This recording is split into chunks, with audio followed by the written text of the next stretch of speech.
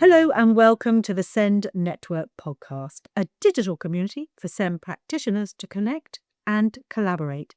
I'm Georgie Green, and today, as you may notice, you can see us as well. We're recording this podcast. So, not just in audio form, but you can see us well on the screen. But we'll give you more details at the end of the podcast where you can find the rest of our podcasts and also different ways that you can actually watch this particular podcast. If I can get all my words out now. Today, my guest is consultant clinical psychologist, Dr. Freya Spicer-White, who I know, Freya, you're no stranger to recording podcasts, I believe. I'm not. I'm very lucky. I've been a guest on our own Options Autism podcast, Autism Unpacked, which is lots of fun to do. And yeah, so I've been really enjoying doing that. So what we're going to do today, actually, we're going to look at inclusion and about really sort of creating true inclusion in schools and what professionals can do, and also to help sort of support parents and obviously, very importantly, children and young people as well. But before we do that, before we focus on that chat, what I'd like to ask you, what we like to do is to find out a little bit about your journey, because I believe taking this career path, you really started on the coal face, didn't you? So explain a little bit more about that. Yeah, I did, Georgie. So my first job out of university was working in a specialist school. I was working in the college department, and I was supporting a young person who had multiple and profound learning disabilities. Had a diagnosis of autism, and I absolutely fell in love with working within that school environment. It was amazing to see how little things that I could do every day could really help that young person increase in their independence, could increase their communication ability, and could just generally have a happier life. So I absolutely loved doing that piece of work and loved working within that school, and that kind of really set me on the path that I've kind of ended up on. So what brought you really to where you are now today, to the job you particularly do? Yeah, so I'm currently the Chief Clinical Officer for Outcomes First Group. I absolutely love my job. I really couldn't be happier. But along the way, I've done lots of different things, but there's always been a really strong neurodevelopmental and neurodiverse focus. It almost became a joke with some of my supervisors early on in my training that everything that I was doing was always focusing on autism, was focusing on learning disabilities, was focusing on neurodiversity. Even to this point where a supervisor once said to me, "Freya, do you not think you're specialising too soon?" And I was like, "No, I found something I love and this is what I want to do." So I've worked in the NHS for a period of time, and I worked within neurodevelopmental assessment services. So that's where I really got to understand the differences between autism, between ADHD, the overlaps, learning more about learning disability, really working with families and young people, obviously dealing with waiting lists and things like that. So that was a really important part of my career. And then through moving through that, I've also worked in autism adult services. And then in 2020, not only did COVID hit, but that was when I decided to move to Options Autism, and worked within Outcomes First Group. And I've been within there, obviously, for the last 6 years. I've been part of creating their neurodevelopmental and neurodiversity strategy. So our Ask, Accept, Develop strategy, which has been something I've been incredibly to be part of and see how we can support children by just those three simple words. And then sort of here I am now talking to you. Exactly. Well, let's now sort of kick off with today's subject, today's topic for discussion, and that's about creating true inclusion in schools. So really, let's look at it. But I suppose practically first of all, you step inside that school. You've got your classroom. What are the first steps that you should be taking? What I'm thinking about, if I'm thinking about a school and a classroom from a real environmental perspective and how to make that feel really inclusive, is the first thing I'd want to be thinking about is what is through the eyes of that child. So as I'm walking through the gates, as I'm walking through the doors, what are the things that I am seeing and how am I interacting with those? Is there anything that's extremely brightly coloured that's going to be quite scary? Is there going to be lots of clutter or lots of things in the way? What am I actually going to be approaching when I'm coming to school? I also love the practice of being, if I'm entering a classroom or a school, that there's always an adult there to greet you. How are you doing? Lovely to see you. It's really welcoming. I think, again, that's really important. But if again we think about classrooms, and we're really lucky in Options Autism and Acorn Education, we have OTs as part of our school team. So we work from that really multidisciplinary team who are able to really inform how to change our environment to make it really inclusive and make it work for lots of different young people. So thinking about it from a mainstream perspective, there's lots of things that people can do. So thinking about things like choice colors. So, whilst it might be really nice to have a bright pink or a bright orange or whatever classroom, what we actually know is lots of children, whether they be neurodivergent or not, actually do much better in environments that are much more calm colors. And again, things about displays. Displays can be really lovely because they're showing off the young people's work. But again, we don't want it to be overwhelming, too much information for those young people to process. So thinking about, paring down the environment, keeping it really calm, and then thinking about people as well. So I've been on a school visit this morning, and the head teacher was talking to me about how he talks to his staff about slowing their walk, slowing their pace. So even if you are in a rush, everybody's moving slowly, which really embeds that kind of culture of calm. And I think that's just a really lovely thing that you can kind of. There's some things, obviously, when we're talking about inclusion that are going to be very expensive or very big resources, but there's so many things out there that will either be free or really easy to do. So again, that free movement, that very gentle way, those kind of calmer colors are some things that people can think about to really think about how you can make young people feel that they belong and that they're included in that environment. I think one of the things I was thinking out today, we're actually filming and recording this in in our offices in London. But I work in Wiltshire. I'm just coming up from Wiltshire, and I actually passed a couple of schools on my way on the en route, and then I sort of get into London, and I'm thinking in those little country schools, they have space. They have room to escape. If you want to go somewhere and be quiet, or you want to be outside and find your space, you can do that. But that isn't something that all schools can do. How do you bring that into when you are very limited with space? Yeah, and that can be a real challenge. I was visiting one of our Options Autism schools a few months ago, Castle Garden School, and I have never seen a more effective, incredible use of space. So they don't have much outdoor space, but every little element has been thought about. So there's an area that is more around building and making. So there's sand. Then there's an area that's more around if you want to just chill out, there's kind of bean bags that are under a cover. So I think it's about looking at what space you have and being really creative with how can you use it. Even to the extent of there was a little area where two of that kind of the classrooms were meeting, which created a triangle. And the school had thought, okay, we could put a swing here. So there was a swing because it could go back enough to fit within the triangle. So I think sometimes it's about looking at the space you've got, thinking how you can use it, and almost making mini areas from each one. And if you don't have enough outdoor space, think creatively about how you could use some of your indoor space. How can you create areas for sensory circuits, within the lunch hall? Or another idea that I've seen at some of our schools, which is sensory circuits down corridors. There's a really lovely one which is Super Mario themed, and each station along the corridor has a Super Mario themed action to do. So for those who love Nintendo, there's like who might know some of these things. There's like a Mario jump, so you get to and you have to jump, and then there's a Mario run where you have to do a run. Then there's another Mario one where you have to like bend down. So the young people of that school, they chose the theme, but again, it was thinking really creatively with that space because essentially it was just a corridor, but by putting those little stations with those little activities on, it becomes a space that you can use for lots of different kinds of movement. And again, it helps those young people feel that, do you know what, if I need to move, especially those young people who have ADHD, they want to move, they want to run, actually they've got a place where they know, right, I can go and do 10 Mario jumps and then 10 star jumps and then something else and kind of use some of that. That's really fascinating because that doesn't really involve a huge amount of finance. And that is one of the issues I think so many schools and places of education face, that if they want to create spaces, they want to, it costs money at the end of the day.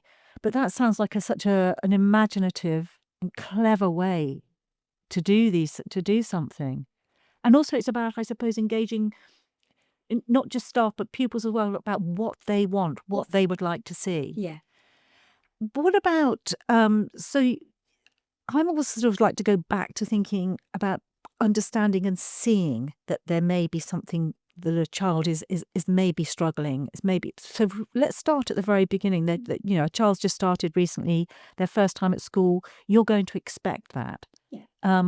But what are the signs that people, that educators, teachers, classroom assistants, what are the things that they should be looking out for, to thinking, I think this little person is struggling. What should they be looking out for? Yeah. So I think there's a number of different things. So again, it's all about awareness and looking for different signs rather than just looking for what's sticking out and being really obvious, but just looking for some of those subtle things. So I would think about, okay, have you got a child that is really struggling to sit still? So more than, obviously we know all little ones are active, of the majority, but we know that some of them will really, really struggle. So have you got a young person who even at carpet time is really struggling to sit still?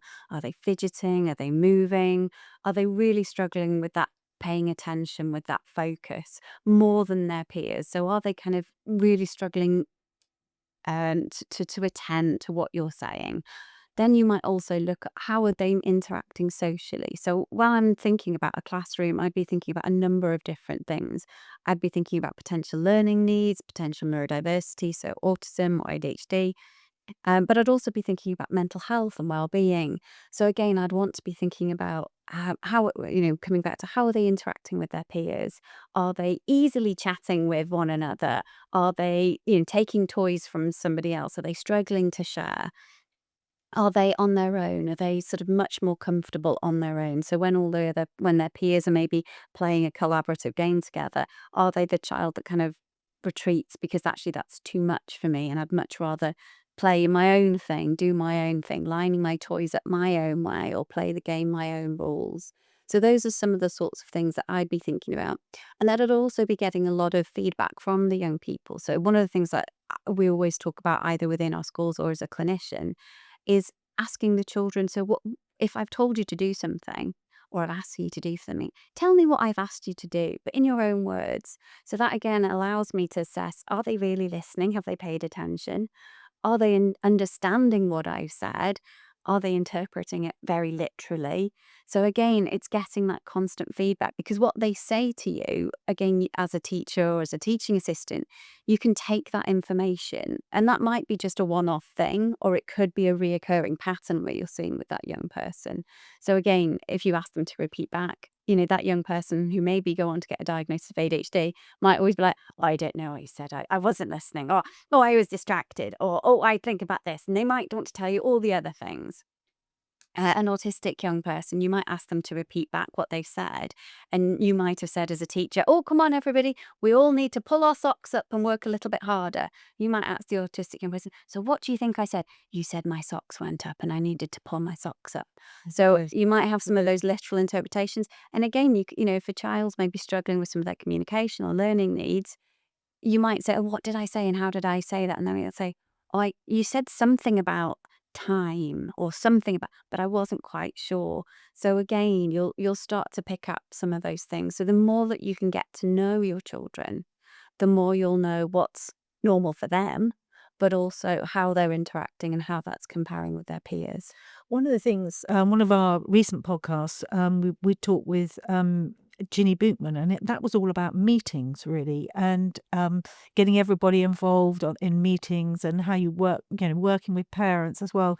How soon do you, if you feel something's not right, say if this is somebody's, maybe their first job or their first time working in education, how do you then think, is this the right, and when do I bring in the parents? When do we start to communicate together? Because I feel something's not quite right here. Yeah. So I would say the earlier you start to communicate with parents, the better. The sooner that you can develop that collaborative relationship with parents, with family members, the easier it's going to be to have that communication. Because if you get to know where that parent is coming from, is that parent sort of beginning to wonder themselves? Are they beginning to think, gosh, there's something maybe a little bit different about my young person? Or I'm noticing now, maybe if they're an OB child, I'm noticing things that I didn't notice before because I'm comparing them to same age peers. So you might, as a teacher, you might begin to get that sense for parent, and then you can validate their experience. And many parents might be really grateful that you're bringing that up because they want that right. They want to understand. They want you to understand, and they want to kind of think about how to move forward with it. Other parents might be a little bit more scared or a little bit unsure or not know. So again, it's about trying to think with them, what are your hopes and dreams for your young person? We know, and if they're thinking, well, I want my young person to be a rocket scientist or whatever it is thinking about how you can then start to think about how you can begin to introduce those concepts, but introduce them in a way that doesn't feel frightening or fatalistic, but introduces it in a way that is about difference. So I've noticed that this young person maybe struggles with making relationships with others. Is that something that you've noticed at home? And it might be that they say, actually, we've got a massive family at home. He's got loads of brothers, sisters, siblings, and cousins, and they're fine with those relationships. It's not a problem at all. Whereas in other ways, they might be, oh, yeah, we may have started to notice that. So again, I'd always approach a conversation with, what have you noticed at home? Is that congruent with what we're noticing at school? How do you feel about this? We're not necessarily saying we're going to refer them in for a formal diagnostic assessment next week, but let's begin to have that dialogue and ask me questions as a teacher, and I'll ask you questions, and then we'll together figure out how best we can understand that young person. And what about bringing in fellow pupils as well, particularly sort of younger children? I mean, one of the things I've noticed my nephew at his little village primary school, and there's somebody in the class, and he just said, "Oh, they're a special person, and they need a little bit of looking after sometimes." He came up with this the other day. That, my goodness, but when do you bring in? How important is it to bring in pupils to help a fellow pupil who may just be struggling that little bit? How important is it to bring them in, and how do you bring them in? I think that's really interesting because there's lots of ways that you can start to think about introducing difference within the classroom without making it explicitly about neurodiversity, about a physical difference, about whether parents are same gender, different sexuality. There's loads of different ways that you can start to talk about it. And it doesn't have to be related, as I said, specifically to those topics. It could be, let's just think about who's tall in the class. Let's think about who's maybe littler in the class, and not pitching one as better or worse, but just recognizing, oh, so some of the tall people are great because they can reach things on high. And if we can't reach things, we can ask the tall person for help. Or somebody who's the fastest runner. Well, isn't that great that you're a fast runner? So how can we, if we need someone to get somewhere really fast, and you can start to help children understand about that they're all differences, they're all different, but their own experiences are valid. And then when you can start to have that conversation and children are starting to see that, you can then start to bring in other conversations. So thinking about, oh, so, this young person may struggle with keeping still. So we know little Bobby can't keep still. So let's think about, as a class, we're going to have a movement break so everybody can do the movement break. So again, it's thinking about that. There is a fabulous resource out there which is free for primary schools. I think it's from 8 to 12, and it's called Leans. And it's been developed by the University of Edinburgh, and it's called Learning About Neurodiversity Together, and it's within schools. And so if you Google Leans and the Edinburgh University, you will find all their free resources. But basically, again, it's about how to have those conversations. It's about difference. So highly recommended.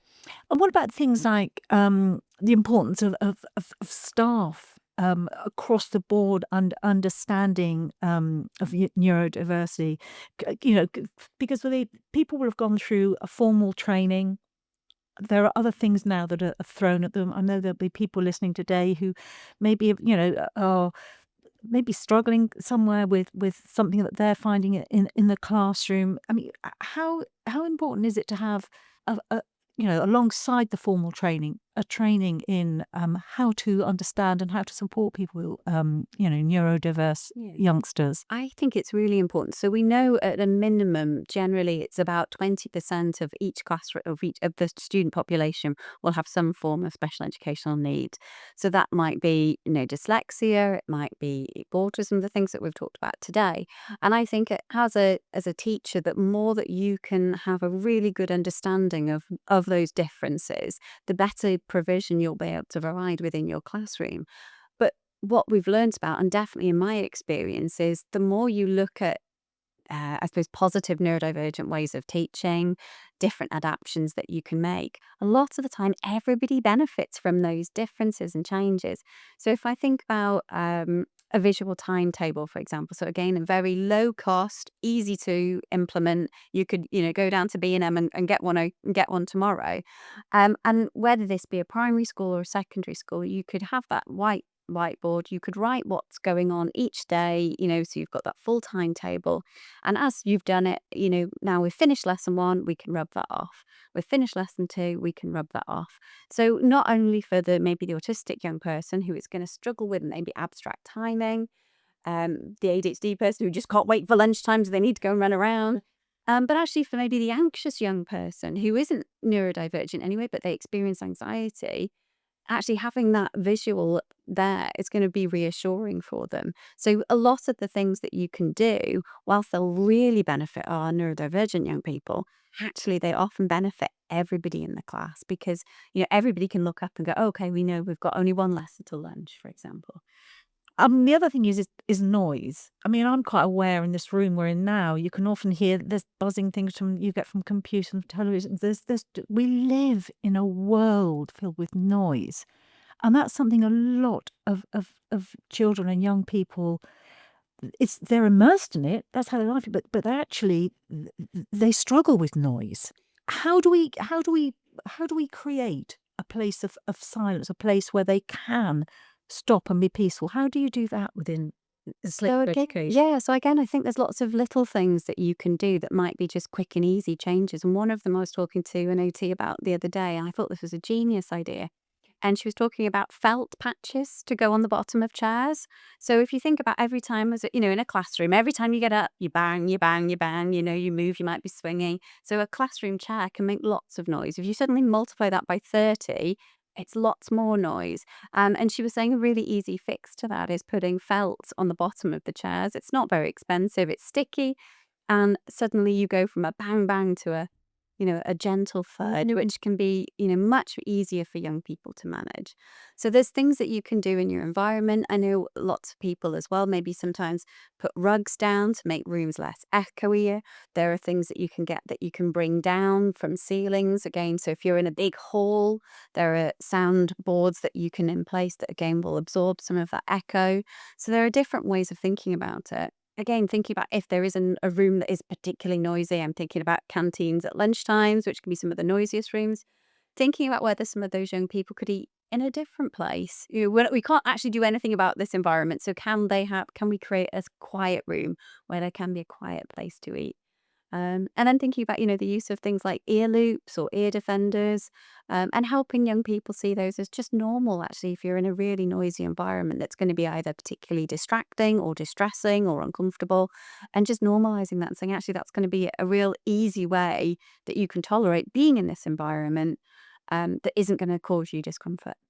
That's really interesting because in here, in our building here, we've got little tiny booths and little places where you can, and I'm sure sometimes I've seen people in there and you think they're tapping away on a computer and they're doing something. I think they're just taking a moment sometimes for which we all need to do. I'm sort of thinking about staff as well as pupils, because that's one of the things that they are under so much pressure as well, and what can they do? Because if very often as a staff they're absorbing so many issues that they're having to face every day. Do you have advice for staff as well? So I think it's really important to look after yourself first. I think one of the, I know it's said a lot, but I think it's actually really important to say again is you can't pour from an empty cup. So if you're draining yourself, if you're feeling burnt out as a staff member, you're not going to be there to be able to be the best for your young person. So there is something called the wellbeing platter, which is a really lovely way of looking at it. And it's something that we use in our schools as part of our reflective practice sessions. But the wellbeing platter, if you imagine it as a big platter, but it has lots of different dishes on it, so to speak. And the dishes, again, things like talking about how you can improve your well-being. So it's looking after your physical health, it's looking after sleep, it's doing things that are important and meaningful to you. You're getting out in nature. So what is on your well-being platter? So again, I think encouraging staff to think about not only being really aware of when are they feeling overwhelmed, rather than waiting until it gets to burnout and then they have to take time off. Actually, really being aware of those early warning signs. When is it that I know I'm starting to struggle? When is it that maybe I'm taking too much work home with me? When is it that I'm getting too stressed because I'm too involved in all of these different things? When I've been pulled into that? And then being able to take a step back, look after yourself. What do you need? Knowing what you need to look after yourself. So even, an exercise of creating your own well-being platter. So when you see those early warning signs, then you can look at it and go, oh, okay, right now I know I'm doing the I know I'm starting to feel like I'm not sleeping at night, or I'm not doing something that I need to. And often the things that help us are the things that go first. So for example, you know, uh, doing a mindful meditation. That might be a lovely thing that we do every morning to start our days, even before we're in school, or it might be something that we do in our classroom before the children arrive.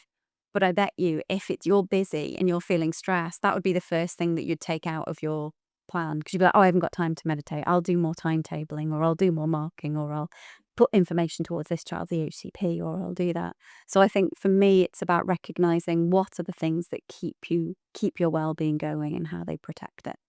And that's something some of those things you could do with pupils as well. Yeah, definitely. And pupils really love the idea. They would really love the idea of something like either a well-being platter or a well-being box. What are the things that you can put in there that make you feel good? And also helping each other. So knowing what other things feel good. So, a young person might say, oh, you've fallen over in the playground, you've hurt.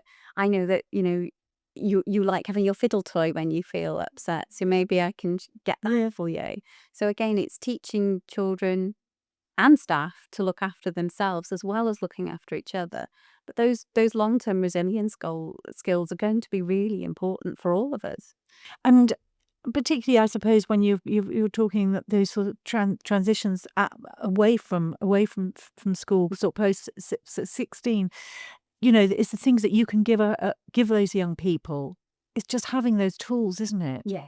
Yeah. And if nobody's taught you that, how do you see so many people not coping Mhm.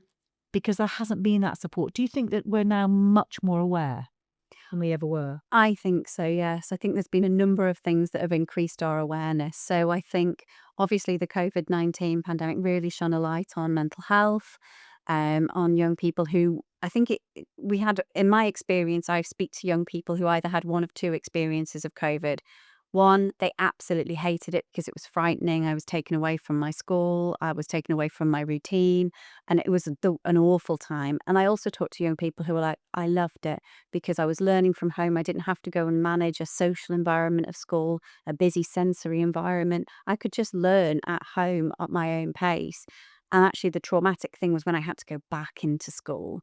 So I think, that's definitely shed light on our understanding, but also research now has also we've got a better and different understanding of neurodiversity. If I think about when I was, right back to the beginning of my career, when I was first doing autism diagnostic assessment reports and the assessments, we were very much focused on deficits and impairments. So we were like, what are this is the the triad of impairment. How is this young person impaired? It would be very focused on the negatives, and it would be very focused on deficit. The more the neurodiversity paradigm has grown and increased, and we've worked with neurodivergent assessors themselves, neurodivergent researchers, the more we've heard that voice, the more that we've learned about the spectrum, we've more learned about how it presents differently in different people, for example, in women and girls, the more that's allowed us to understand the complexities of neurodiversity. So again, that awareness means that maybe people are getting diagnosed now that probably wouldn't have been diagnosed.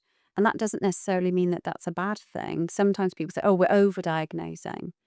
But I think actually what we're doing now is we're recognizing the differences. Maybe we wouldn't have diagnosed the girl 20 years ago. We'd have just said she was anxious and she would have battled through and she would have masked. And now I'm seeing her as an adult and she's telling me, do you know what, I've really struggled with anxiety, with, obsessive compulsive traits. And actually, when you look back, this was just an autistic young person who hadn't really been understood. So I think the more that we understand, the more able we are to provide the right support at the right time in the right way. And I suppose, and it's offering that support as they walk away from that place of education. Yeah, gosh. I think we've covered quite a lot, haven't we, today? And I'm sort of thinking we have gone around so many different kind of areas, but really looking at all about that inclusion and how how important it is, I suppose, to just be initially observant. Yeah. So here's the one for you. At the end of our every podcast, we ask three key things you'd like people listening today to take away with them. Let me think. So I think for me, one of the most important things that defines any assessment I do, any piece of work, any training I do, how the lens that I view the neurodiverse world is prioritizing understanding difference rather than deficit. So for me, that's the reason I do the job that I do. It's something that I'm extremely passionate about. If we look at things through a deficit or an impairment lens, we're just going to see all the things that are bad. If we look at the things through a difference lens, we see how we can change our own behaviors to support someone, how we can change an environment, what can we do to support that young person. So for me, difference over deficit is so important. The other thing I think is talk to young people, hear their voice, listen to them. It's the reason in our neurodiversity strategy and outcomes first group, the ask is the first part. It's the first word because it is the most important. So it's about thinking about how can you make sure that you're asking your young person, what is your experience? What would you like for this? The example of the sensory circuit on the corridor, I could do a lovely job of creating something that's Mario themed, only to realize that my whole school love Harry Potter and don't want Mario. So thinking about, really hearing the voices of the young people and giving them that feedback. You said we did. You said this was important and we made a change because of something that you said. So your voice matters and you have control and agency in your own life. And I think the third thing for me is about belonging. If you can create a sense of belonging within your school, the young people there are going to feel included. And that for me is more important than any sense of inclusion, is that sense of belonging. So if I go to school in the morning and I feel I've got a group of peers there who value me, I've got a teacher there who cares about me and wants me to learn, I've got an environment that I feel safe in, I think that sense of belonging is so, so important. Freya, thank you so much for today. It's Dr. Freya Spicer-White. Now, for anything that we've talked about today, you can access the show notes, and all you need to do is simply head to our website. Everything will be on there, and that's send-network.co.uk. And you can also register there for free. And you can also there, at the same place, you can discover the wide range of topics that we've covered through the Send Network podcast. But until next time, I'm Georgie Green, and you've been listening to the Send Network podcast.